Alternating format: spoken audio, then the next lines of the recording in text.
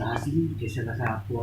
What you feel Darjeeling? जी जी दार्जिलिंग के बारे में सुना बहुत था और हम लोगों से बहुत सारी ऐसी चीज़ें जुड़ी थी भगवान की, भगवान शिव की। और आज उन्हीं के एक खंड में आकर कैलासा ने अलग जगाई तो हमको कैसा लगा ये तो आपको देखने भर से पता लग जाता है। जब आपके मुस्कुराते हुए चेहरे दिख रहे थे और हज़ारों की संख्या में जब पूरा ऑडियंस झूम रही थी, नाच रही थी, और सारी थकन मैराथन करने के बाद भी कोई थक नहीं रहा था, किसी को भी देखो तो एकदम एनर्जी से भरपूर थे, वैसे वाले रूप में आज कैलासा का यहाँ पर शो हुआ। बहुत ही गजब लगा और जैसा सुना था उससे ज़्यादा पाया और हमने भी डूब के गाया। ये वाला अनुभव हमारा दार्जिलिंग में रहा।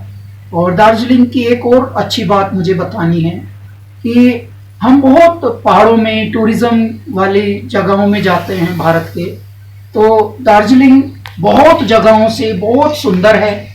और ये सुंदर जगह तभी होती है जब वहाँ के लोग सुंदर हों। यहाँ पे प्लास्टिक हमें कम दिखा और कहीं पे भी ऐसे कूड़ा करकट फेंकना वो कम दिखा। तो इसके लिए मैं दार्जिलिंग के वासियों को बधाई देता हूँ कि आपका दार्जिलिंग स्वच्छता में भी एक हृदय तक पहुँचा। क्यों? क्योंकि प्रधानमंत्री जी के हम स्वच्छता के भी एक एम्बेसडर हैं, स्वच्छता मिशन के भी। तो हम ऑब्जर्व करते हैं जहाँ भी जाते हैं। यहाँ देखा तो बहुत साफ सफाई और कोई भी ऐसे सड़क पे कुछ फेंक नहीं रहा था, जो कि बहुत खुशी की बात है। वरना क्या होता है, भीड़ में सब अपने अपने मन से कुछ करने लगते हैं। लेकिन आज का क्राउड मैनेजमेंट भी बहुत प्यारा था। आज इवेंट भी एक स्पेशल इवेंट था। आज 7th edition of Darjeeling hill marathon का था और वो बहुत ही गजब रहा।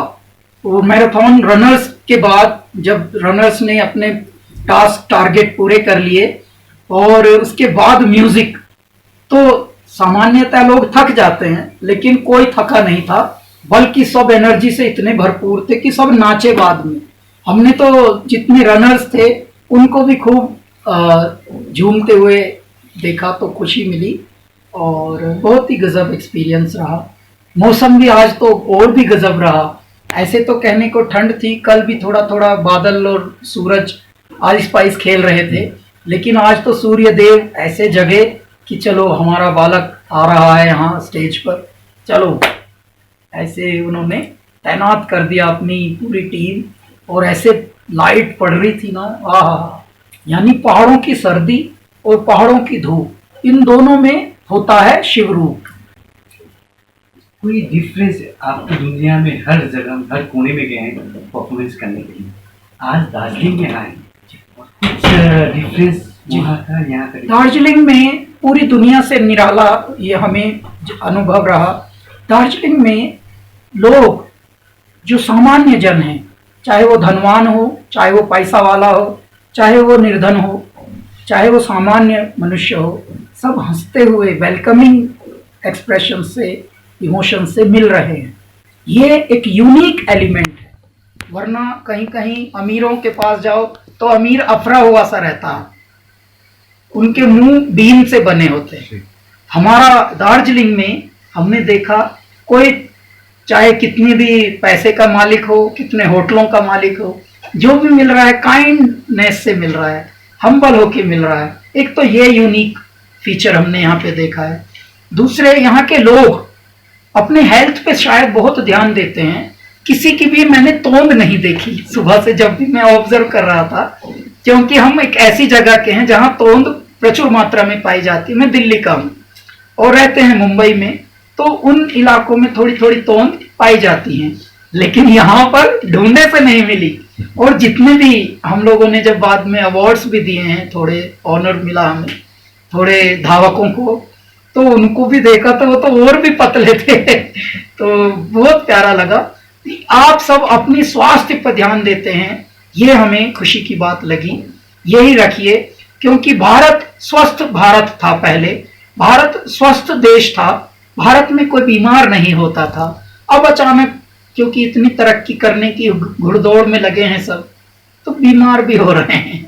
लेकिन दार्जिलिंग आप जैसे हैं बहुत अच्छा है, अपने स्वास्थ्य पे आने का ये प्लान बना है? जी जी, देखिए प्लान मैं नहीं बनाता हूँ। मैं कहाँ जाऊँगा, मैं कहाँ जाता हूँ, मैं कहाँ गया, ये मैंने प्लान कभी बनाए नहीं। I am a man with no plan. Y?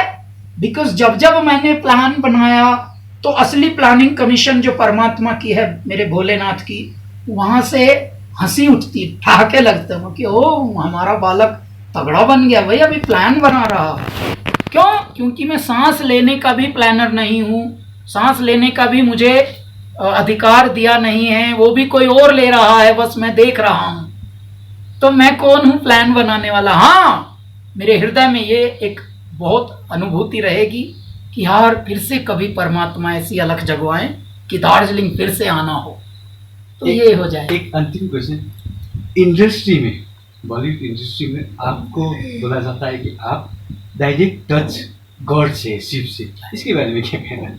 देखिए, मैंने जब एंटर किया था फिल्म इंडस्ट्री में तो मैं प्लेबैक सिंगर बनने तो आया नहीं था साहब। मैं तो अपने ही म्यूजिक को, जो हम खुद लिखते हैं, खुद कंपोज करते हैं, खुद गाते हैं, तो ऐसे म्यूजिक को ज़्यादातर उस वक्त स्पेस नहीं मिलता था, क्योंकि इंडस्ट्री में जो भी आते हैं वो प्लेबैक सिंगर बनने आते हैं।